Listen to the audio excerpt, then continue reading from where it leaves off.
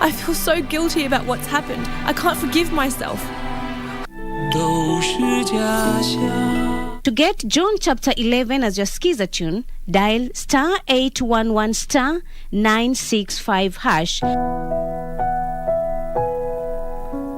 I am the resurrection and the life. The one who believes in me will live, even though they die. John chapter 11, verse 25.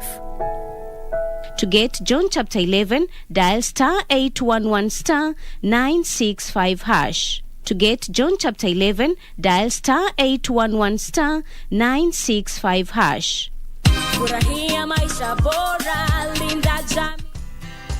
Banki imeconfirm pesa zimeingia. Congratulations Sam, gari ni lako sasa. Shukran. Oi boss, si uniache insurance yako nitumie kabla nijipange.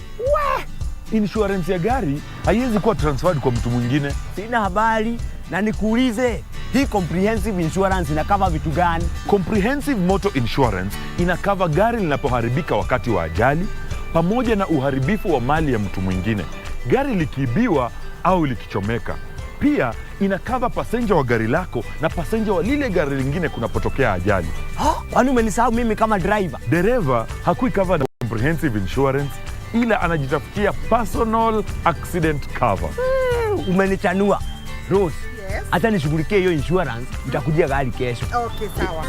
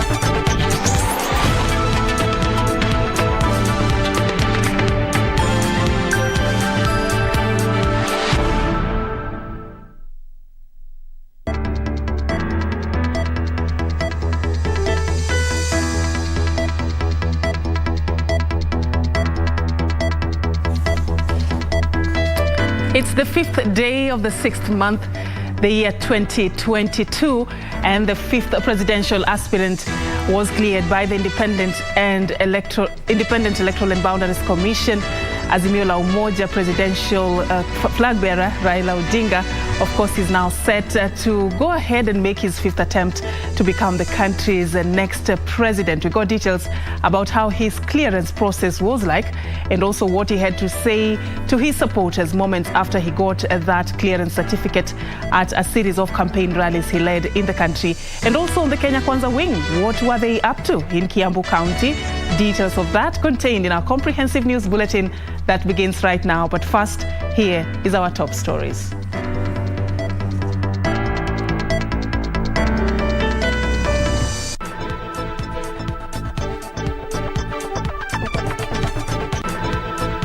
Raila Odinga given the nod by IEBC to be Azimio la Umoja One Kenya Alliance presidential candidate.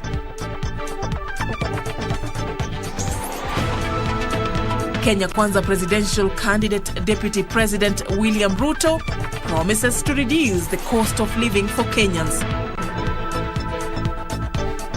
And beating the odds, partners come to the rescue of a dilapidated school in Laikipia County.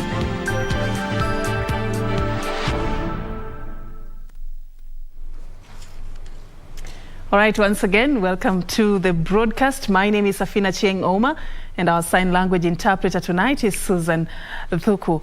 Now, on to our top story. Raila Odinga will be on the ballot as the Azimio la Umoja One Kenya Alliance presidential candidate after being cleared by the Independent Electoral and Boundaries Commission to vie for the 9th of August general election. Raila was the 5th presidential candidate to be given the green light by IEBC chair and presidential returning officer Wafula Chebukati. Accompanied by his running mate, Martha Karua, Raila, who is making a 5th attempt at the presidency, expressed confidence that IEBC will conduct free, fair and credible elections. At around 8:30 a.m. Sunday, the Azimio la Umoja One Kenya Alliance Brigade, led by its flag bearer Raila Odinga, attended a church service at All Saints Cathedral, Nairobi. The house of God is a house of prayer, and we want to thank God that even as those who are seeking leadership acknowledge that it is through God's door that leadership can be attained. About 2 hours later, the leaders arrived at the Bomas of Kenya, accompanied by supporters. Raila, flanked by his proposer and seconder, then presented his credentials to the Independent Electoral and Boundaries Commission panel for clearance. And I approve the nomination of Raila Odinga. Upon receipt of his certificate, Raila immediately acknowledged the Commission's capacity to conduct free, fair and credible elections. We want Kenyans to be able, on the 9th of August, to freely express their will, to speak clearly that this is what the Kenyans want. I just want to reiterate that the Commission is focused on giving Kenyans a free, fair and credible election. Raila called on Azimio la Umoja supporters to steer off violence during the electioneering period, as he urged the media, whom he says have so far been impartial, to uphold objectivity in reporting. Where there's freedom of expression, the media can censor, the media can critique, the media can educate, the media can also oppose. So we really have no issue with that. And I urge our supporters not to interfere or to try to defecate any billboards or publicity material belonging to our opponents. The coalition has picked Saitabao Ole Kanchori as its chief agent, assisted by Nyeri Deputy Governor Caroline Karugu, Professor Isaiah Wakindiki, Dr. Odror Ongwen, and lawyer Paul Mwangi. Independent candidate George Munyota, who also presented his credentials Sunday, did not sail through, and the same fate befell Third Way Alliance Party presidential aspirant Ekuru Aukot. IEBC also rejected independent candidate Peter King'ori's reapplication. King'ori had presented his credentials on day 1 of the exercise last Sunday and was told to resubmit his documents. So far, IEBC has cleared 5 candidates to contest the presidency on August 9th. They are Azimio la Umoja One Kenya Coalition's candidate Raila Odinga, UDA's candidate Deputy President William Ruto, Umoja Summit candidate Walter Mung'are, Agano Party's candidate David Mwaure Waihiga, and Roots Party's candidate Professor George Wajakoya. Those scheduled to present their documentation for clearance on Monday are Jimmy Wanjigi of Serfine Party, independent candidate Muthiora Kiriara, and Njeru Kathangu of Ford Asili. Adherence to the Electoral Code of Conduct remains the central message by IEBC to the candidates as the Commission prepares to conclude the exercise Monday, with 3 aspirants set to present their credentials. Kamche Menza for Sunday Express at the Bomas of Kenya, Nairobi. Now let's stay with news from the Bomas of Kenya. Azimio la Umoja One Kenya Coalition presidential candidate Raila Odinga now wants the Independent Electoral and Boundaries Commission to come clean on a myriad of issues concerning the August 9th general election. Among the issues raised is whether the electoral body has developed constitutionally compliant paths in electronic identification of voters and transmission of results. Raila also probed the status of the voters register and its preliminary audit report. With about 64 days to the August polls, presidential candidates are keen to ensure that Kenyans go to the ballot on a clean slate. On Sunday, after he was cleared to vie for presidency, Azimio la Umoja One Kenya Coalition presidential candidate Raila Odinga gave a 10-point list of concerns on IEBC's preparedness ahead of the August polls. Top on the list was the electronic identification of voters and transmission of results. What we want to know is, has the Commission developed constitutionally compliant protocols, the results transmission path for the polling station, the National Tagging Center? 2. When will the Commission share the said protocol? Odinga also queried the integrity of the voters' register, a concern that UDA's presidential candidate Deputy President William Ruto also raised shortly after he was cleared on Saturday. What is the status of the voter registration exercise on a county-by-county and constituency-by-constituency basis? Raila further sought clarification on the preliminary report on the audit of the register. Is the preliminary report by the audit firm ready? If so, what are the preliminary findings? 2. When is the draft final report of audits of register of voters expected? We have done what we believe needs to be done to give Kenyans what they deserve, a free, fair and credible election. And all the issues you have raised, and I'm happy you have raised them, the Commission has answers to all of them. IEBC says it has adhered to the election timelines as required by law ahead of the polls. What a simulation of the dry run of technology will be done next week on or before 9th. Here at Bomas, and your representatives, you have given us a team. According to the Commission, all presidential candidates will be engaged in verifying measures taken on the concerns raised. Kamche Menza for Sunday Express. All right, and moving this forward, Azimio la Umoja One Kenya Alliance presidential candidate Raila Odinga says his manifesto will detail how he intends to tackle illiteracy, disease and poverty, the three main challenges he feels are derailing Kenya's development. Raila, who will launch the coalition's vision declaration on Monday, made the announcement on Sunday in Nakuru County, where the coalition held a series of rallies after receiving the clearance certificate from the Independent Electoral and Boundaries Commission Chair Wafula Chebukati. Gishuki Washira reports. Azimio la Umoja One Kenya Coalition Party flag bearer Raila Odinga kicked off his presidential bid campaigns at Mazembe grounds in Nakuru County, hours after being cleared to seek the country's top seat. Raila will be on the ballot for the 5th time, used the platform to explain the roadmap the coalition party will adopt to achieve economic revolution in the country if elected. Kesho tutazindua manifesto ya Azimio ambayo itaonyesha kirasmi hatua ambayo tutachukua kufufua uchumi wa taifa la Kenya. Tulisema adui iko 3: ugonjwa, ujinga na umaskini.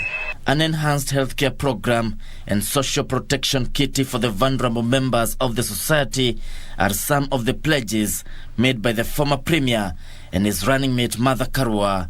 Tunaleta vile vile ile kazi mtaani kwa vijana ambao hawana kazi, na tutajenga viwanda ili vijana wapate ajira sawa sawa. Leaders accompanying Raila Odinga described him as the true patriot among the presidential candidates. Tukiona Mheshimiwa Raila hapa na Mheshimiwa Martha Karua wanararua umaskini yote, wanararua ufisadi yote. Wamama muelewe, huyu ni mama kama nyinyi. Shida zenu hatutasahau. Wazee muelewe, sisi ndio tunamchunga. Kwa hivyo nikiwa hapo na baba iko hapo, shida zenu hatuwezi sahau. Earlier in the day, the Azimio la Umoja One Kenya Coalition Party also held a rally at Undugu grounds in Lang'ata constituency, Nairobi. Gishoki Washira, Sunday Express. All right, and now let's also look at the other side of the divide. The Kenya Kwanza side, Deputy President William Ruto took the Kenya Kwanza Alliance campaigns to Kiambu County, where he reiterated commitment to implement the bottom-up economic model if Kenyans give him the mandate to lead the country. Ruto, who was in the company of other coalition leaders, attended a church service at the ACK St. Paul Mother Church Parish in Kabete before making stopovers in Uthiru, Dagoretti and Riruta. A day after getting clearance from the Independent Electoral and Boundaries Commission to vie for the presidency on a United Democratic Alliance ticket, Deputy President William Ruto pitched camp in Kiambu County to popularize the bottom-up economic model. In the first stop at SEK St. Paul Mother Church Parish in Kabete, Ruto said he will build an all-inclusive administration if elected to office. Tukishirikiana, tukifanya kazi pamoja, we can have a nation that leaves nobody behind, that we can work with together. Tumekubaliana. Afterwards, Ruto, accompanied by leaders allied to the Kenya Kwanza Alliance, made stopovers at Uthiru, Dagoretti and Riruta, where the same message was relayed. Wale wote ambao utanunua nyumba kwa mara ya kwanza, tutahakikisha ya kwamba interest ya kulipa hiyo mortgage yako haitazidi 5%. Unajua hii kura tunaenda ni kura ya uchumi. Huyu William Ruto ako na mpango wa kubadilisha uchumi, tuteremshe bei ya vyakula. Sisi lengo letu ni kubadilisha uchumi. Hapo ndio lengo letu, si ndio? Ruto, who is seeking the presidency for the first time, called for peaceful elections, urging the electorate to shun any acts of violence before, during and after elections. Yusufar reporting for Sunday Express. The Kenya Conference of Catholic Bishops Chairman Archbishop Martin Kivuva has lauded the move by the Independent Electoral and Boundaries Commission IEBC to disqualify aspirants with questionable integrity from contesting in the forthcoming polls. The Archdiocese of Mombasa Archbishop says the country needs leaders with integrity whose service to Kenyans will be devoid of selfish interests. While officiating the annual Pentecostal Sunday in Mombasa, Kivuva urged Kenyans to elect sober leaders whose true intent is to promote unity and cohesion in the country. Juni Karisa Mbele with that report. While presiding over the Pentecostal Sunday at the Holy Ghost Cathedral in Mombasa, KCCB Chair Archbishop Martin Kivuva took the chance to send a message of peace and harmony as Kenyans prepare to head to the ballot in 2 months' time. Mkenya ulipo, tambua una jukumu muhimu sana kupigania amani, kutetea amani na kuwa mwana amani popote ulipo, hata katika familia. The Archdiocese of Mombasa Archbishop lauded IEBC for barring aspirants with integrity issues. Tunahitaji watu waadilifu, tunahitaji watu ambao wana sera za kusaidia na kuhusisha watu maendeleo, sio tu mambo ya yeye mwenyewe nipate cheo. Kivuva further argued that politicians are to blame for poll-related violence and urged them to accept defeat without inciting their supporters to conflict. Mwanasiasa, ukiona umeshindwa au unaelekea kushindwa, ukiamua kung'atuka si woga. Kumbuka jinsi unavyokazia kuhonga watu labda au kushinikiza majambazi, majangili, kuunda vikundi, ndio inazidi kuzorotesha nchi yetu ya Kenya katika mambo ya kujenga nidhamu kati ya watu. He further called for peace in clash-prone areas, urging the government to be nonetheless humane in its security operations to pacify those regions. Kwa nini mgoje mpaka majeshi aje kuwasumbua? Tafadhalini, put down your weapons. Amueni kwamba vita vya kijadi ambazo ni kwa sababu ya labda ng'ombe nini, ni mambo yaliyopitwa na wakati. Na kama kuna sababu zinginezo, mna wazee wanaweza kuketi na nyinyi mkajaribu kutatua. Juni Karisa Mbele from Mombasa County. All right, thank you, Janae, for that. Now, we're just about to take a break, but when we come back, we are going to be taking you a little bit later in the course of this broadcast to Laikipia County. Our reporter Yusuf Farah tracked how a thorny plant known as Opuntia is causing such a nightmare for pastoralist community in that area. So what is being done and how have they been affected by this? We got an interesting feature coming up your way later. Stay with us. But for now, we take a short break. We are back with much more.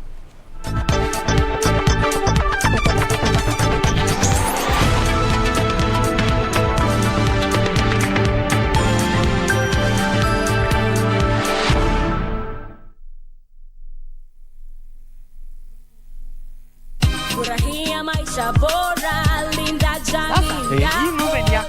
Asante. Hii ng'ombe itatoa maziwa mengi kabisa. Sasa shida ya school fees imeisha tena. Chukua hii. Hebu nikuulize, hii maneno nasikia ya bima ya elimu inaweza kuonekana mtu anachukua. Process ya kuchukua insurance cover yote ni rahisi. Hata niko na cover ya gari yangu. Kwanza unajaza proposal form kama hii na uijaze wewe mwenyewe. Na kama haujui kusoma, uijaze na mtu mwingine. Hakikisha ile majibu umepatiana ni sahihi na ni ya kweli. Pia dhibitisha insurance cover imeangalia maslahi yako. Na usiwahi sign proposal form ambayo haijaandikwa kitu chochote. Pia ukumbuke kujitolea photocopy yako. Sasa wacha nianze hiyo process. By the way, ukisubmit hiyo proposal form, uhakikishe umepatiwa policy document. Uisome na uielewe. Hiyo ndio dhibitisho ya kuwa una bima.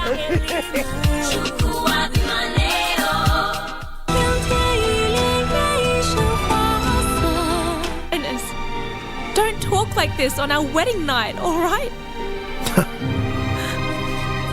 Wedding night?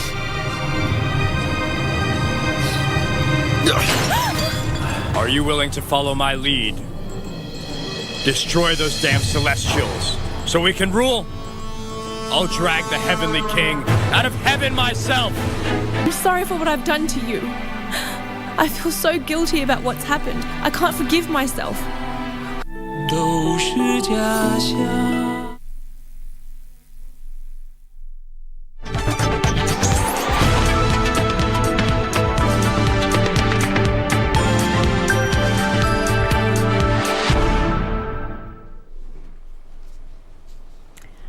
All right, and now on to more politics. Residents of Migori County have been urged. Residents of Migori County, let me just take you through that story again. Residents of Migori County have been urged to be wary of leaders who may want to incite them to violence during the electioneering period. Speaking during the commissioning of 3 new divisions in Kuria East and West State Department of Social Protection, Principal Secretary Nelson Marwa cautioned area politicians against divisive politics and instead encouraged them to preach peace during this political campaign period. He urged residents to coexist peacefully during and after elections.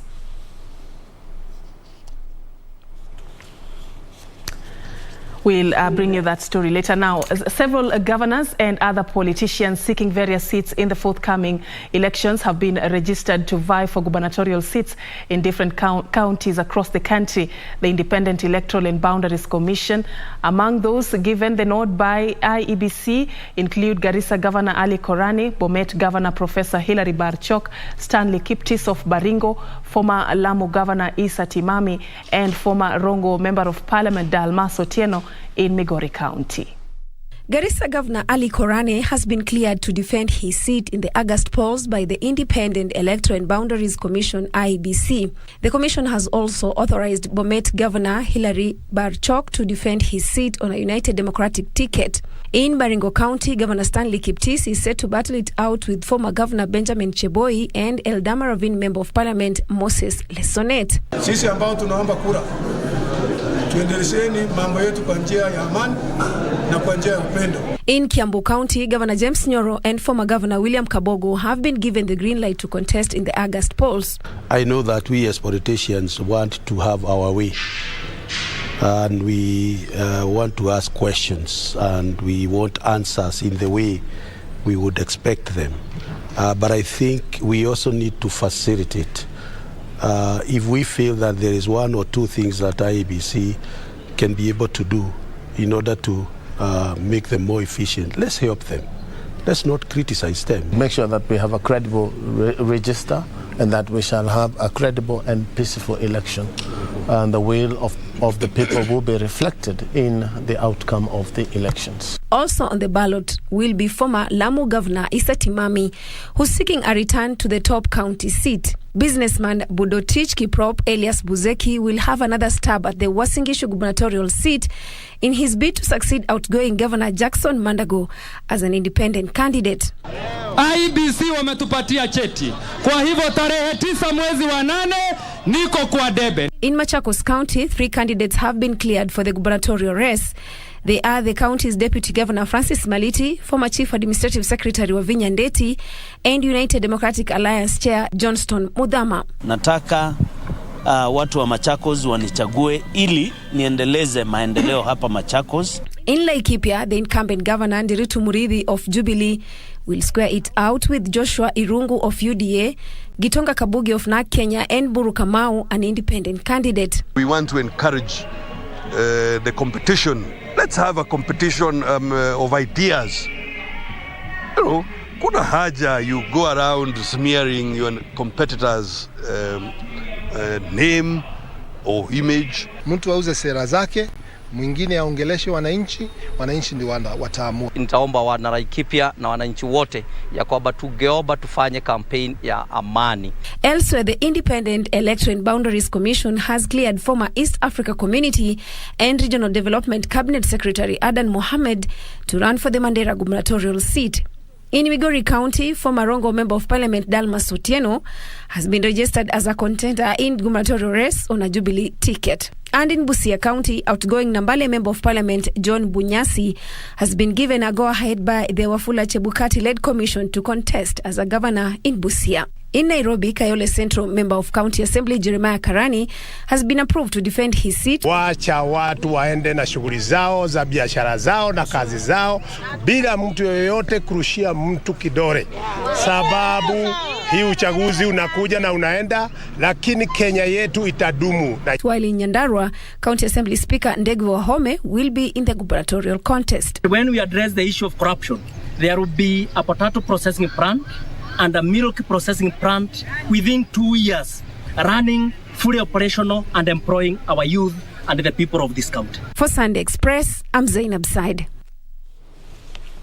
All right, thank you, Zainab, for that. Now, Defense Cabinet Secretary Eugene Wamalwa has downplayed calls for cabinet secretaries to keep off politics. According to the CS, the role of CSs is premised on implementation of manifestos of the ruling political regime, and as such, they are exempted from observing political neutrality. Serfine Achieng with samples of these events and others that made headlines. Defense Cabinet Secretary Eugene Wamalwa was in the Coast region to reinforce support for candidates cleared by the Independent Electoral and Boundaries Commission to fly the DAPK party flag for various seats in the 2022 general election. Wamalwa used the platform to downplay criticism of cabinet secretaries accused of politicking. Sheria ya uongozi na maadili, Leadership and Integrity Act, kipengee cha 23, chasema ya kwamba tuwe na political neutrality kwa wale wafanyikazi wa umma isipokuwa mawaziri. Kwa nini mawaziri wametofautishwa na wale wafanyikazi wa umma wengine? Sababu wewe ukiwa waziri unatekeleza manifesto ya chama. It's a political manifesto. Ukiwa waziri, kazi yako ni kubuni sera na vile vile unasimamia utekelezaji wa sera hizo. He also called for political sobriety and tolerance in this electioneering period. Tunataka uchaguzi huu wa mwezi wa 8 tarehe 9 uwe uchaguzi wa amani. This even as Interior Principal Secretary Dr. Karanja Kibisho vowed to sustain efforts to safeguard peace during the election. Kibicho, who was speaking at ACK St. Mary's Kiangima Girls Secondary School in Embu West Sub-County, affirmed that the government will ensure security is beefed up in this political season. We are there. We are watching. And you have seen every time we have an opportunity to take stern action on these people who are inciting our people, we are not taking a minute to do so. We are going to tighten as we go on and as the political temperatures rise. Elsewhere, Garissa Township Member of Parliament Aden Duale is challenging the National Intelligence Service to keep off politics in exercising their mandate of safeguarding national security. So the function of the National Intelligence Service, a professional, non-partisan organization, is well documented in the Constitution, Article 241, and the National Intelligence Service Act. They don't conduct pollsters. They don't conduct opinion polls. They don't share intelligence in the public, in televisions, and in rallies. NCIA Senator James Orengo led an ODM political rally in Busia town where he called on residents to support Raila Odinga's presidential bid to secure a win in the first round. Tunataka tupige kura, hakuna kurudia kura, hakuna kwenda kotini. Tunataka on the 10th, saa 4 August, mimi Raila Amolo Odinga. Busia County gubernatorial aspirant Paul Otuoma on his part pledged to prioritize the war against corruption if elected to succeed Governor Sospita Ojamong. Lakini ikiwa wewe ni mufisadi, ikiwa wewe ni ghost worker, ikiwa wewe ni unaibanga madawa kwa hospitali, your days are numbered, my friend.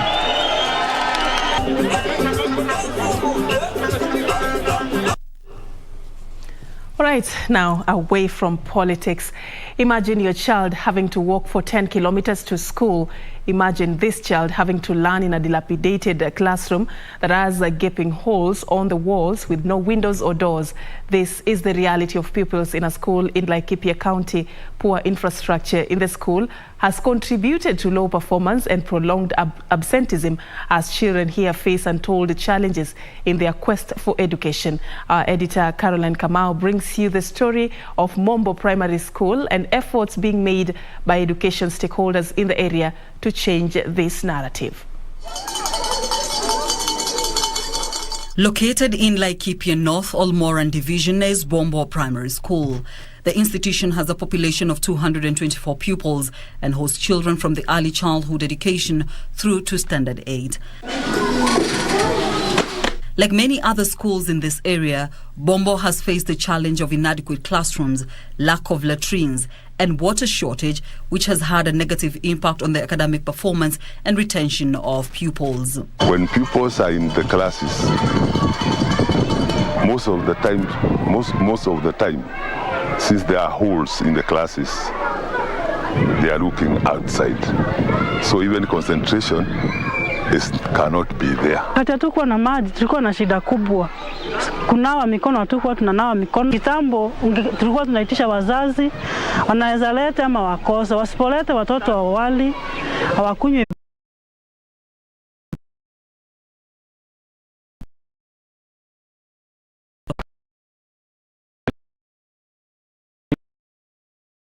Has appealed to voters in Kilifi County to rally behind her campaign for Governor. Jumwa says if elected in August, she will work tirelessly to transform the county and economically empower locals. The lawmaker, who spoke exclusively to KBC Channel 1, said she will ensure devolution achieves its intended objective in Kilifi when she succeeds Governor Amason Kingi in August. Early morning at the majestic home of Malindi Member of Parliament Aisha Jumwa in Kakuyuni, Malindi constituency. We catch up with the mother of 3 just before she begins her busy schedule. Jumwa has served as a lawmaker since 2013. Salama, salama, Jubilee! Elected on an ODM ticket, Jumwa has in the last few years drifted further from the party hierarchy and found a new home in UDA. UDA iko juu kwa sababu inawagusa, sera yake inawagusa. She insists her differences with Raila Odinga are purely professional. There is nothing personal ya mimi na mheshimiwa Raila Odinga, isipokuwa tu maslahi ya watu wa Kilifi na Pwani. She now wants to be the governor and believes that she has the best interests of Kilifi at heart. Ukiona mwewe anavamia kifaranga, kwa lazima atakuwa mkali sana na atawafunika wale vifaranga wake. That is Aisha Jumwa.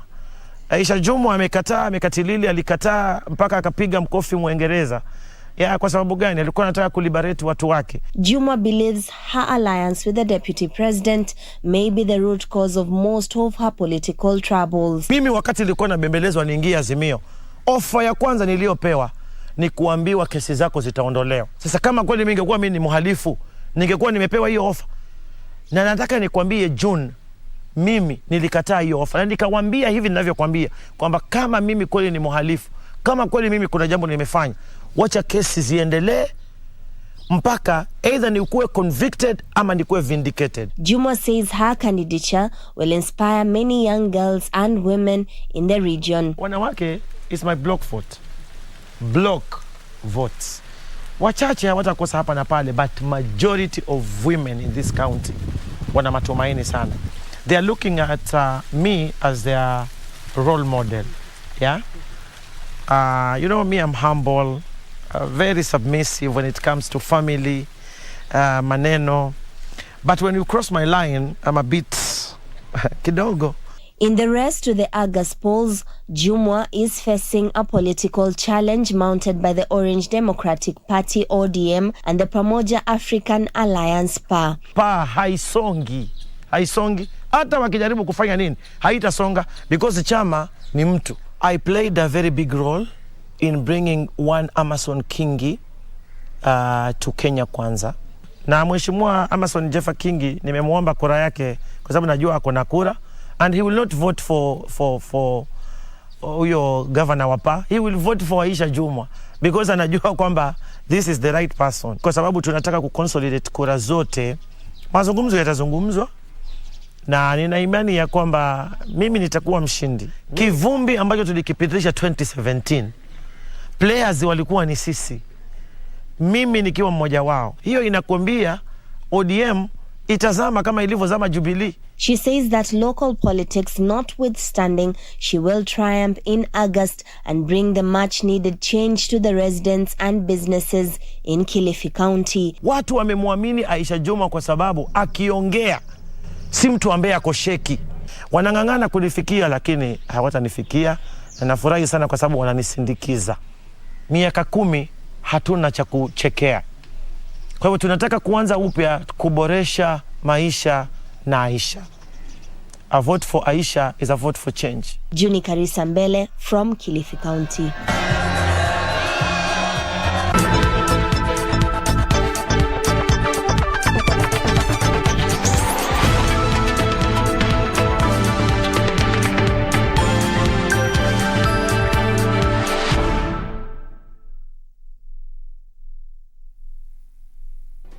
Do you have a news story to share with KBC? Get in touch swiftly on email news@kbc.co.ke or call 0723-892-654 or 0734-780-124. Our arts and entertainment industry has evolved over the years. It is at such times that our destinies are written. Will we rise up in courage or die in cowardice? Who are the movers and shakers in film and theatre? Get trendy as we review locally produced films and stage drama every Wednesday at 9 p.m. on Cinemas and Theatre. Brought to you by the Kenya Film Commission. Film Kenya, Capture Africa.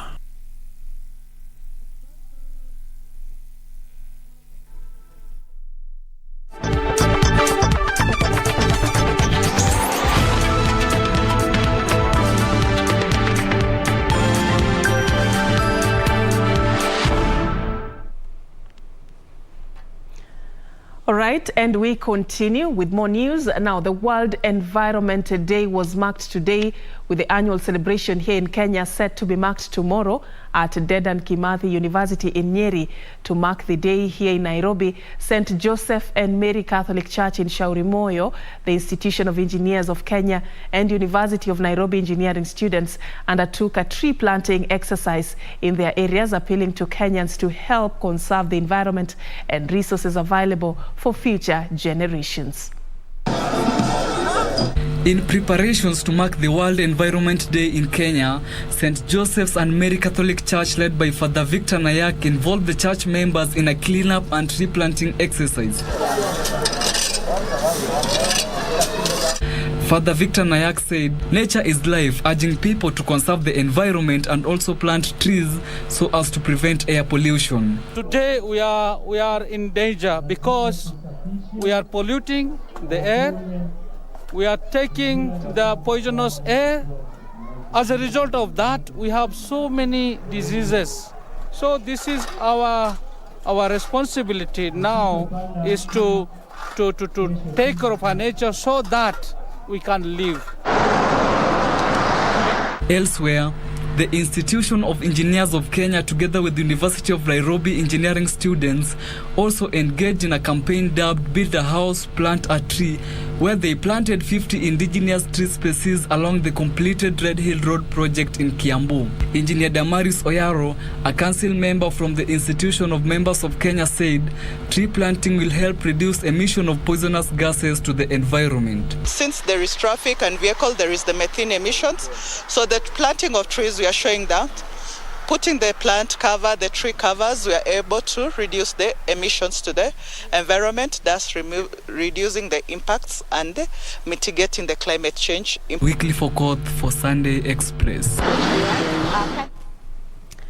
All right, away from that now, Naibunga Upper Conservancy in Laikipia County is under threat from the thorny Opuntia plant. The plant, commonly known as the pricky pear or pear cactus, is fast spreading in the conservancy and replacing grass that is the main source of feed for livestock belonging to the pastoralist communities in the area. A tiny sap-sucking insect may just be the only hope for saving the region's livelihood. Our reporter Yusuf Farah spent time with the Naibunga Upper Conservancy and brings us the following story about this unique natural weapon against the invasive plant. Laikipia County's Naibunga Upper Conservancy,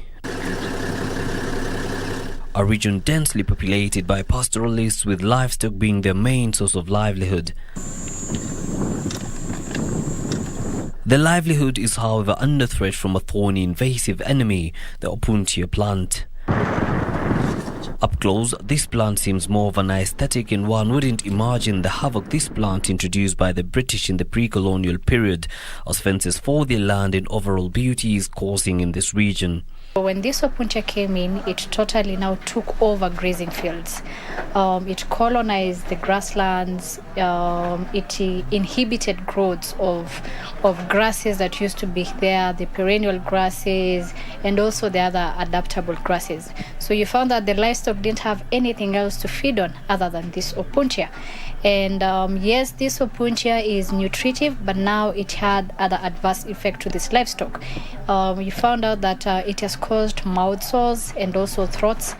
And with time now, it has also clogged the intestines. And when the intestines are clogged, this livestock become emaciated and eventually die. Where grass once grew, Opuntia has replaced it, and livestock here fall prey to its beauty and the juicy fruit it has as a replacement for the grass. This is, however, doing more harm than good. We have lost a lot of stocks onto Opuntia. You cannot sell them because their value is very low. You cannot sell them. You cannot even market them outside. So many people have become poor, such that they cannot even take their children to school. They just loiter around. They cannot even afford their daily meals because of this plant. Inakaa kama chakula kwa muda, alafu inaenda ikimudhuru mpaka nakufa. Haisi kuwa ati inasaidia yeye kabisa. Kama siku 3-4 imepita, iko zingine 2 imekufa. Haya pande nyingine kuna ng'ombe imekufa. Sasa ng'ombe najua zinaanguka haraka sababu ya njaa na hiyo kitu kuumiza. Kwa hivyo hawezi kumaliza siku 4 bila ng'ombe kukufa. Northern Rangelands Trust sought a solution to prevent the spread of this invasive plant and was introduced to the cochineal insect, which was first used in South Africa. And in partnership with the community conservancy here, 6 greenhouses were established in this region. So the white cotton candy-like thing is what they produce as a protective substance around them. So what the cochineal does is it sucks the sap from these fleshy leaves. This is a fresh leaf, and as you can see, it just has very small manifestation of the cochineal. So what it does is it sucks the sap from the leaf, and with time it withers. So this leaf has already been infected. Like you can see, the purplish stuff is the cochineal after it has fed on it. Among others, elephants have been identified as super spreaders of the plant during their feeding and movement, and this has become a hindrance to the success of the efforts to rid this region of the prickly bear. Ikaanza kuwa na wanyama kama ndugu wanaingia huko ndani wanakula, sasa wakatawanye ika spread mali yote. Other plants are not doing well because they observe a lot of water, so it dominates places, and it also can grow anywhere. We have blind animals back at home. You can see some of the goats that are totally blind, cows, and also some that cannot graze due to the affection of the lips and also the tongues. They just, you can see their mouths cannot move, they cannot graze anymore. Despite these challenges, the women of this conservancy, who are paid by Northern Rangelands Trust, visit this greenhouse every 2 weeks to take freshly infested Opuntia, which is coated with a cotton candy-like substance. The infected ones are placed at the base of the healthy cacti, and wind transfers the flightless insects to adjacent plants to allow fresh infestation. The sap-sucking insect feeds on the plant to its complete decomposition. When now the virus consumes the sap, the plants become like this. They dries totally and it dies. And now when it now dies, it just spreads on the ground by itself, having no any other much effects to livestock and human beings. It is working very nicely, especially in dry season. Like you visit some places like just the 40 acres of Twala, we actually eradicated completely because we can cut and also dig to get the roots, and then we place in one place, and then we take the cochineal and put on top of it, and it completely dry off. Women involvement in this project has been a game changer for us because it's been very easy to involve women in this process. One, because they were readily available and they're also passionate about this project. And when these livestock come back home in the evening, it's the women's time that are taken when they're removing the cloaches from the eyes, the cloudods from the mouth, and all that. The Conservancy gets its support from the Trust, but is calling on more donors to come to their aid and assist them in this battle to save their livestock and livelihoods. The women in this Conservancy are committed to reclaiming back their land in hopes that where the Opuntia plant grows today, the grass for their livestock will grow in the future days. Isufar reporting for KBC Channel 1 from the Naibunga Conservancy, Laikipia County.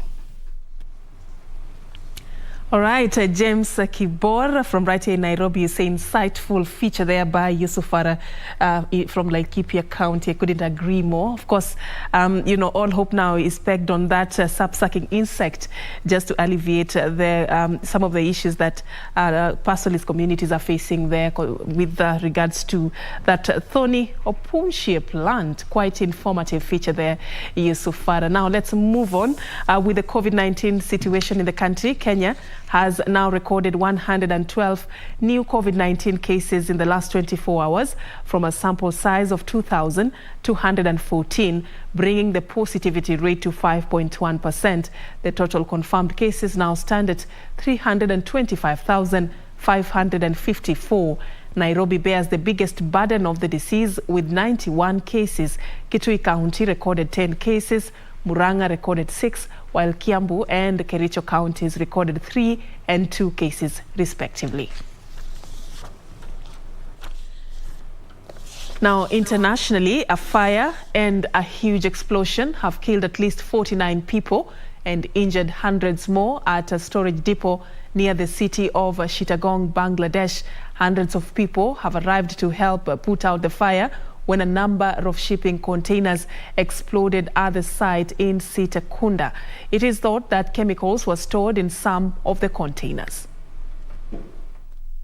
Around 4,000 containers were stored at the depot in Sitakunda, which is around 40 kilometers from Chittagong, Bangladesh's main seaport and second largest city. Many of the injured are said to be in critical condition, and the number of people killed is expected to rise.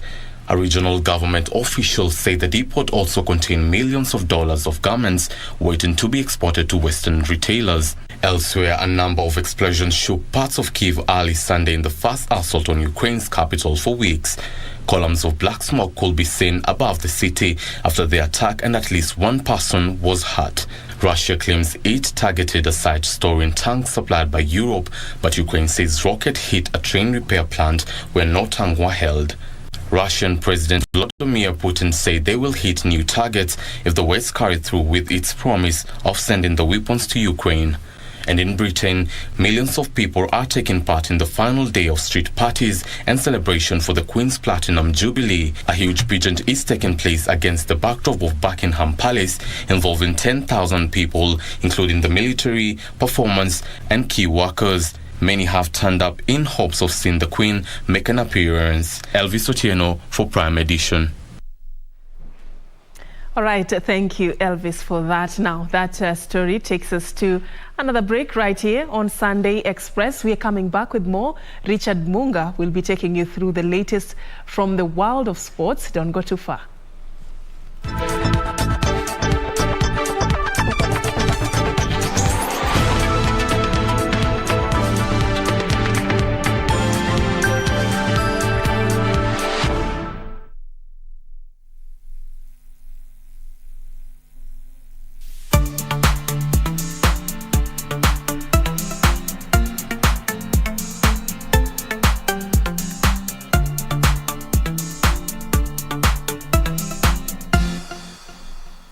Top sports attractions on KBC Channel 1. In July, Kenya Morans face off against the DRC, Egypt and Senegal in the FIBA Basketball World Cup African qualifiers in Alexandria, Egypt from 1st to 3rd of July 2022.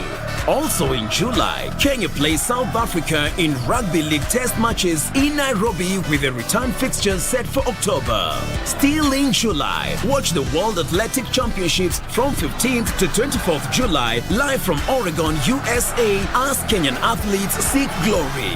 Followed by the 22nd Commonwealth Games from 28th July to 8th August live from Birmingham, England.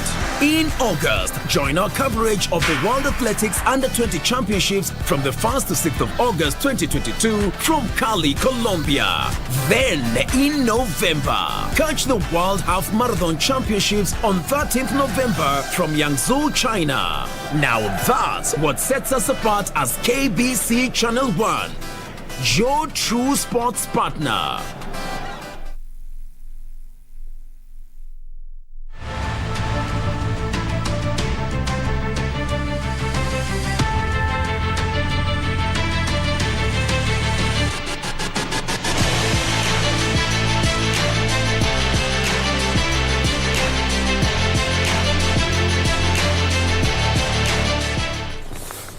Well, Tusker, of course, extends the lead on the KPL table. Wales qualifies for the World Cup for the first time in 64 years.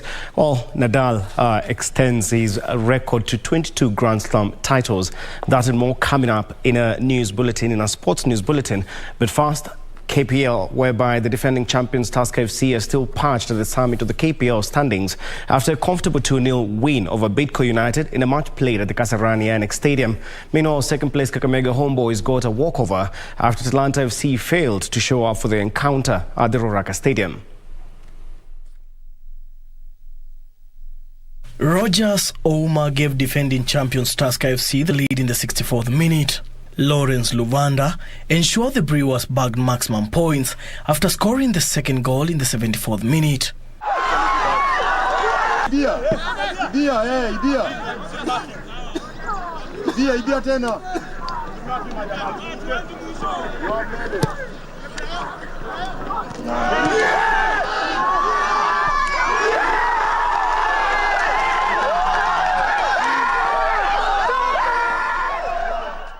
Yeah, tulijua first half tulijua pia Bidco inataka kubaki kwa position nzuri na tulikuwa ni game ngumu. So sisi ni kama motivation factor kwa wakifunga task kama wakidraw wamefurahi. So ilikuwa ngumu lakini tulijua second half ile energy wametumia first half wangeweza kumanage pia second half hivi. And then tuliweka pia watu wepesi nje wakija ku open game. Na tumemanage kupata ushindi through those substitutes that we make.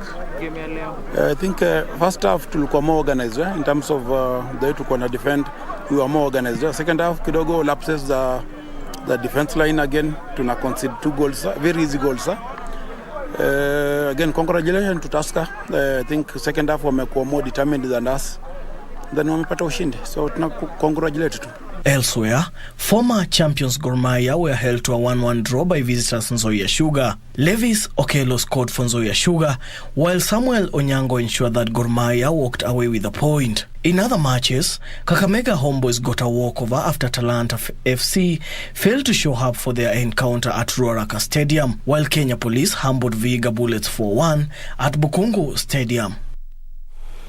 Oh, thank you, Dan Mwenda, for that report. Moving on, Makini School Sports Academy and Seahorses Aquatic Center bagged the lion's share of medals on day 3 of the NCAA Swimming Gala Championship that was held at the Makini School in Nairobi.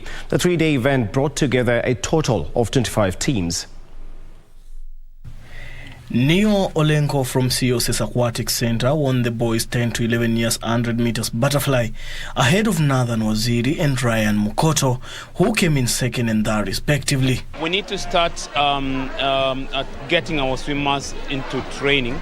The schools have got their role as well in terms of imparting education and also co-curricular activities. So we'll definitely urge the parents and the schools and plus the association to work together so that we can be able to have a platform where these children can be able to learn these skills. It's actually a big event considering that we have over 1,500 to about 1,900 participants, which is actually big. So far, so good. We have very good competition. The races are progressing well.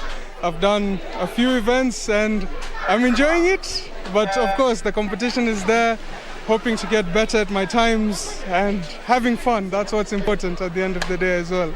Auntry Langat won the girls 14 to 15 years 400 meters freestyle ahead of Kagure Maina and Alia Wemba, who completed the top 3 positions. Training has decreased because I recently joined class 7 and I stay in school till 5:30, so I go for training from about 6 to 7. So I train on Sundays now, and I'm trying my hardest and pushing towards the next gala. Over 25 teams took part in the NCAA Swimming Gala, which also acted as a season ender.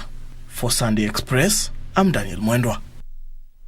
Also, Dr. Kipkirui Langat is the winner of the 9th leg of the Safaricom Golf Tour held at the South Rift Spa 70 Kericho Golf Course, playing off handicap 20. The Kericho-based golfer posted 40 Stableford points in a 4-ball tournament, courtesy of 6 pars and several bogeys to claim the title, ahead of his closest challenger, Rasta Zurina, who finished second with 39 points. Among the lady golfers playing off handicap 19, Kericho's lady captain Eunice Correa emerged victorious, having carried 37 points, while Helen Koech claimed the second spot with 35 points. The series now moves to Kitale Golf Club on June 11th for the 10th leg. When it is a tournament of this nature, you know you have great players, you have experienced players coming from all over the country, and you know you're going to put your best, but the expectation of winning was not there. I was surprised that I became the winner.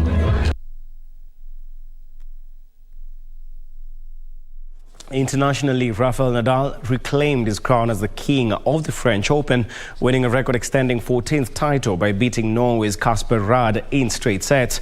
Spain's Nadal won 6-3, 6-3 and 6-love against Norwegian 8th seed Ruud to also extend his record number of Grand Slam men's singles titles to 22. He moves 2 ahead of his great rivals Roger Federer and Novak Djokovic. Nadal, who lost to Djokovic in the semi-finals last year, has won 112 of his 115 matches on the Paris clay. After also winning in the Australian Open in January, Nadal has claimed back-to-back major titles for the first time since 2010, when he won the French Open, Wimbledon and US Open in a row.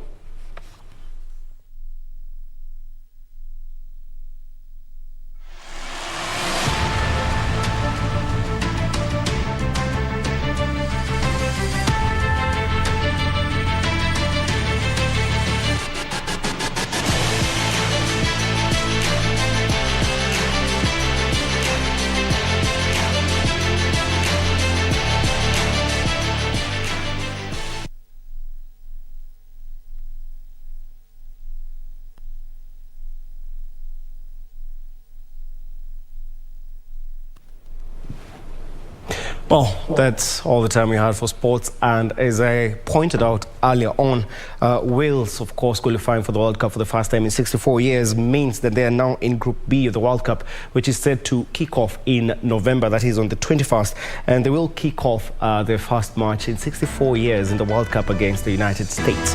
Well, that wraps up sports for us tonight. I'm Richard Munga. Anything you can add on to that, Serfine? All right, and that's how we wrap it up. Thank you for the update. And of course, also just Sheila Kinyi from Kisumu County appreciating the story that was done with our editor, Caroline Kamau, concerning a dilapidated school in Laikipia County. And of course, many of you who have taken time to interact with us on social media. Philip Kego from Nandi County, Ronnie Onyango from right here in Nairobi, and Millicent Wanjiru from Kiambu. Thank you so much for creating time for us and for interacting with us on social media. That's how we wrap it up on Sunday Express. Have a good night and God bless. My name is Serfine Achieng Oma, and our sign language interpreter has been Susan Duku. Have a good night.